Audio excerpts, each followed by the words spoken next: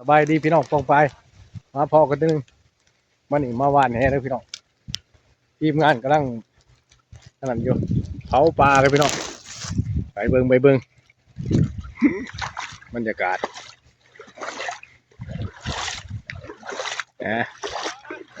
ชีวิตบ้านๆพี่น้องไปเบิ่งปลาคอใหญ่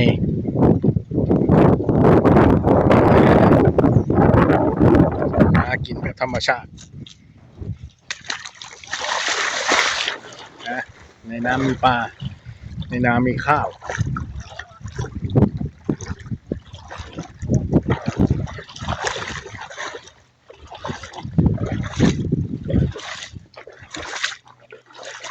ธรรมชาติสดๆเผาปลา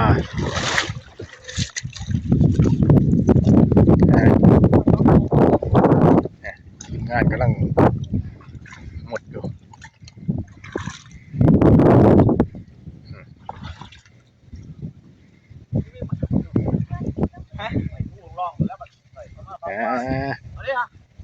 เอาปลาพี่น้อง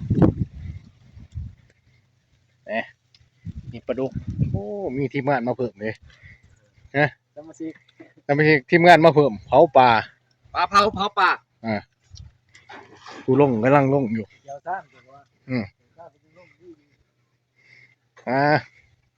ใส่เพิ่นว่าปลาคอใหญ่มาเบิ่งก่อนปลาคอใหญ่สำไรมาเบิ่งทั้งไม่โง่พี่น้องอุ้ย2 ตัวพี่น้องใหญ่นั่นนี่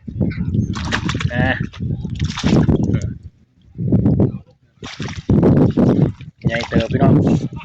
รับโล่ปลายโอ้ยสวยพี่น้องเน้นว่าพี่น้องรับโล่ปลายจังไรกับคนไรก็แซ่เด้อพี่น้องปองปลายคำบูวันหน้าในเพจกับคำบูท่องอินนะพี่น้องทีมงานก็ต้องนั่นอยู่น้องนี่ก็รุดมาเพื่อส่วนร่วมพี่น้องหลายน้องของข้าพเจ้าก็ดี2-3 น้องมาที่จูบโอ้ยซ้ำสิกินปลาพี่น้อง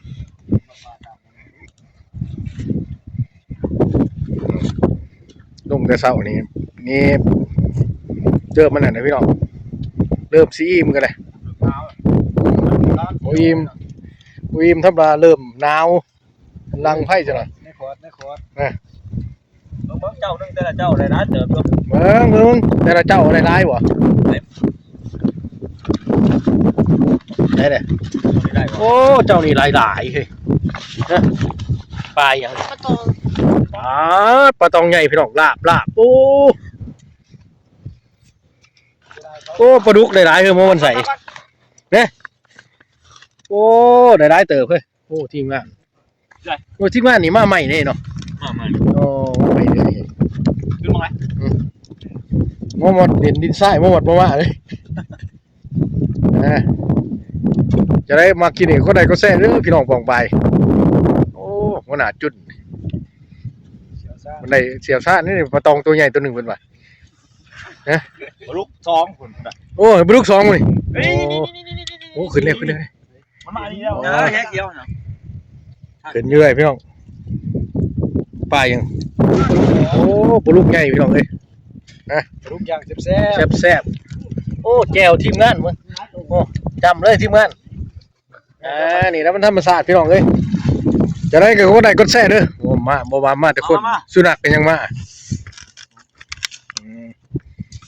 มีน้ำหอมผอมเด้อมีน้ำหอมผอมเด้อ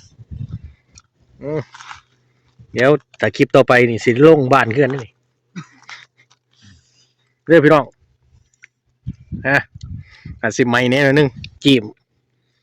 เรื่องพี่น้องวันนี้เราเงี้ยเก่งหรือเปล่าได้บอกซิปผมเจ๊งคือห้องไหนบ้างเก่าแต่ที่เก่าโอ้โหเจ๊งคือห้องไหนที่เก่าไว้เขานะเขาเพี้ยนเก่งมาเพี้ยนเก่งโอ้ยงัวหนาวไม่เกี้ยเอาผักแล้วใส่โอ้มาทุกบ่โอ้มันขึ้นครับเดี๋ยวก็เลยก็แซ่เด้อพี่น้องเด้อบอกกันคลิปหน้าคำว่าคลิปนี้ว่าสบายดี